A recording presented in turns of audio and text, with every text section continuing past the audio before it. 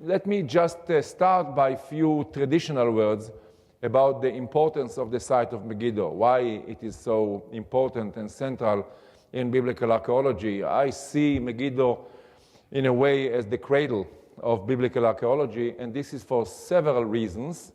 First of all, it's the location. You know, everything is location. So Megiddo is located on the highway which leads from the coastal plain. That is to say, whoever comes from Egypt goes up the coastal plain of Israel and then crosses over here in the hills into the Jezreel Valley that you can see in the foreground and continues to the north. And the Megiddo, which I encircled with the red circle there in the corner, guards the eastern entrance into this pass which goes through the hills. So whoever sits at Megiddo, in fact, controls, first of all, the breadbasket of ancient Israel, the Jezreel Valley, one of the most fertile parts of the region, even beyond the borders of the state of Israel today, and guards the international highway, which had a very prominent military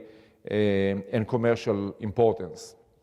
Then Megiddo is important also because it appears in all the great records of the ancient Near East. As far as I can judge, there is no other site which appears in all great records, which means Megiddo is mentioned by Egyptian, Assyrian texts, by one Hittite text from the late Bronze Age, and of course many times in the Bible. It is an important place in the Bible. And it used to be both an important city-state in the Bronze Age, and then a very important administrative center of the northern kingdom of Israel until the takeover by Assyria, and then a center of Assyrian rule in the northern part of Israel. Then it is a site which features the remains of many settlements built one on top of the other. There is no equivalent to this. Altogether, the University of Chicago that excavated there in the 20s and 30s uncovered about 30 layers representing different strata, starting probably in the 7th millennium BC and continuing all the way down to the 5th century or so. And we, in our renewed excavations of Megiddo, we have added more. So we can count today probably 35 or 40 settlements built one on top of the other. And then it has more monuments from biblical times than any other site in Israel. Even if one goes to Jerusalem, which is really important, because of later construction, because of the urban structure of Jerusalem, it is not easy to come by monuments of biblical times, whereas at Megiddo they are all there almost on the surface, and especially after the huge excavation of the University of Chicago.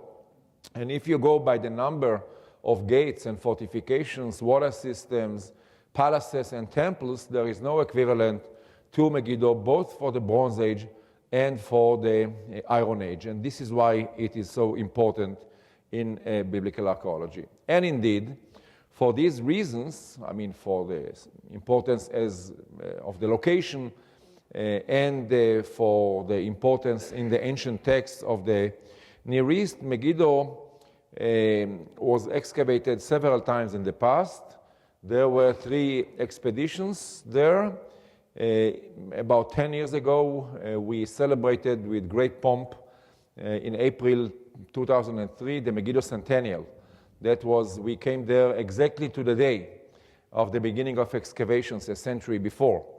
And you can see here on the left-hand side top, Gottlieb Schumacher, the first excavator, the German excavator. By the way, he was born here in America. And he was the first excavator of Megiddo in the beginning of the 20th century. And then the famous, really celebrated expedition of the University of Chicago in the 20s and 30s, the picture on the left-hand side bottom. They did much of the work and really opened large areas and exposed many monuments and made it possible for us to come, sometimes I would say with our pathetic small tools to reinvestigate the stratigraphy and chronology, but they did much of the work, and we have to be very grateful to them.